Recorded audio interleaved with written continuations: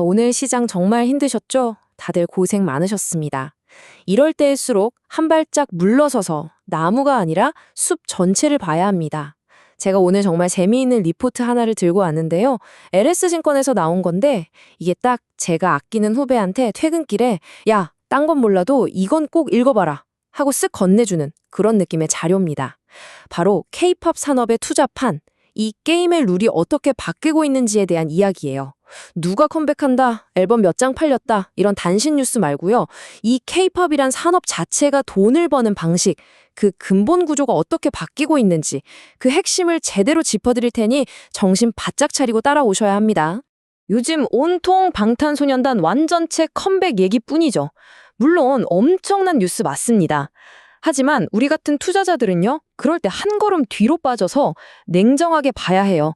그래서 진짜 돈은 어디서 어디로 흐르는 건데 바로 이 질문을 던져야죠. 오늘 우리는 이 헤드라인 뒤에 숨어 있는 K-팝 산업의 체질 자체가 어떻게 변하고 있는지, 그리고 이게 왜 우리 계좌의 결정적인 기회가 될 수 있는지 그 본질을 한번 파헤쳐 보겠습니다. 이 리포트 처음부터 아주 세게 나옵니다. 엔터업종 전체에 대해서 비중 확대 의견을 냈어요. 여러분, 이게 그냥 좋아 보이네요? 이런 수준의 말이 아닙니다. 이건 지금 당장 당신 포트폴리오에 엔터주 비중을 늘리세요 하는 아주 강력한 매수 시그널이나 다름없어요. 왜 이렇게까지 확신하는 걸까요? K-팝 산업에 말 그대로 모든 긍정적인 조건이 완벽하게 맞아떨어지는 퍼펙트 스톰이 오고 있다는 겁니다. 자, 오늘 설명에서 가장 중요한 문장이 바로 이겁니다. 실적과 멀티플의 동시 확장. 이게 무슨 말이냐? 쉽게 말해서 회사가 장사를 더 잘해서 돈을 막 벌어들이는데 이게 바로 실적이죠.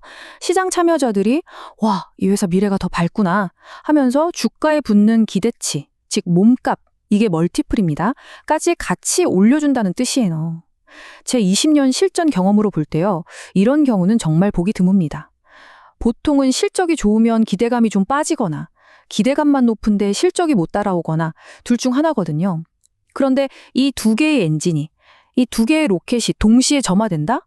이건 그냥 좋다 수준이 아니라 어마어마한 대세 상승의 시작을 알리는 신호탄일 수 있다는 겁니다. 자, 데이터가 말해주는 걸 직접 한번 보시죠. 이 차트에서 다른 건 다 있고 2026년 막대기만 한번 보세요.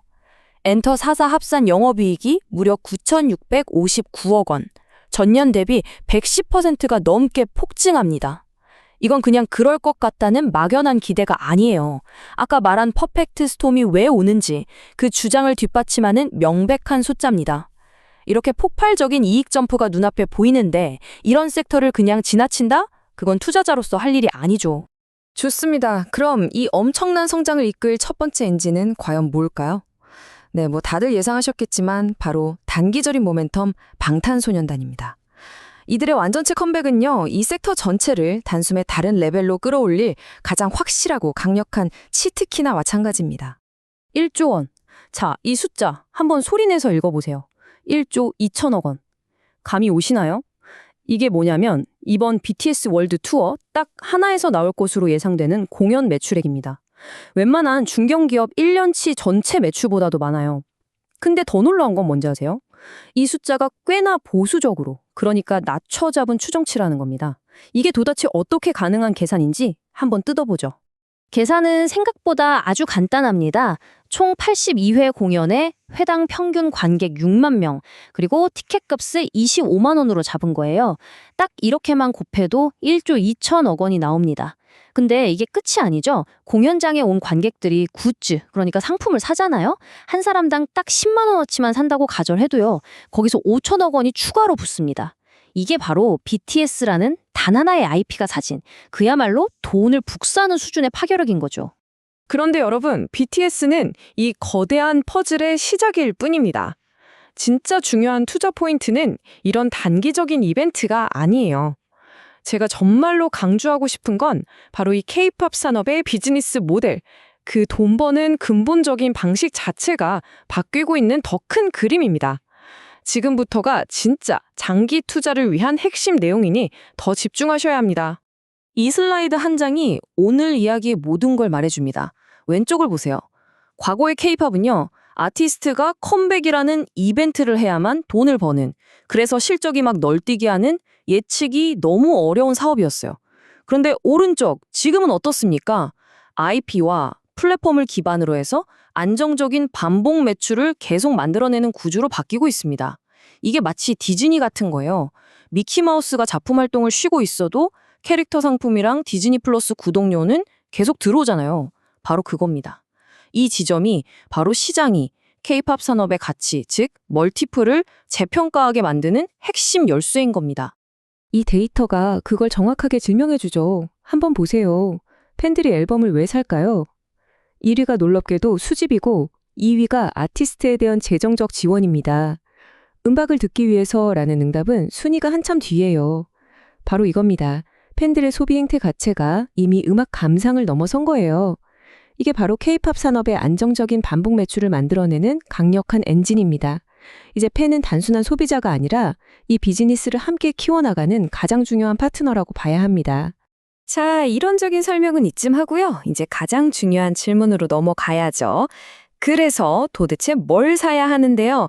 이 분석을 우리 실제 포트폴리오에 어떻게 적용할지 그 핵심 종목들을 지금 바로 까보겠습니다. 최선 호주, 즉 탑픽은요, 고민할 필요도 없이 하이브입니다. 왜냐? 오늘 우리가 이야기한 두 가지 핵심 성장 엔진 기억하시죠? 단기적인 폭발력인 BTS 컴백과 장기적인 안정성인 플랫폼 모델.